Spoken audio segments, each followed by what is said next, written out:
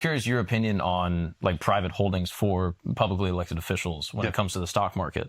And I think that is one of the main things that is eroding the public trust in politicians. Yeah, I mean, I think it's a real problem, and I think they should get rid of it. And look, I get it. If I was a millionaire, I'm sure I would like think twice before taking a public service job if that meant having to divest. But like, we're talking about people who are sometimes responsible for multi-billion-dollar decisions, or in terms of like the course of the national economy, like trillion-dollar level outcomes, right?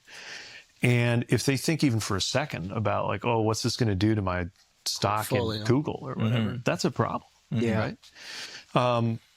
And that coupled with, and this is less politically popular, but I also think a lot of public servants don't get paid enough.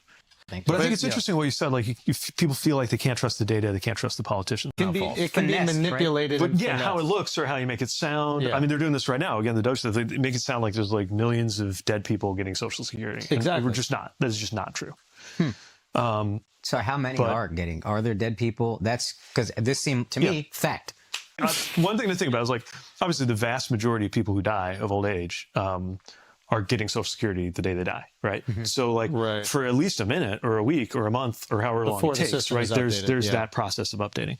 But part of it had to do with how the database was built. And you just didn't necessarily like remove everybody from the database. It didn't mean they were getting money, but it meant they were in the database. And so you could twist that into looking like, this is what the president did in his speech. Like, it's true there's this database that had all these people from like, 100 years ago. It was not true that they were getting checks, okay? Wow. But he said the one part. That's good. And your brain fills in the blanks. And now you think, oh shit, there's like millions of people who are 150 years old getting checks, which is not true.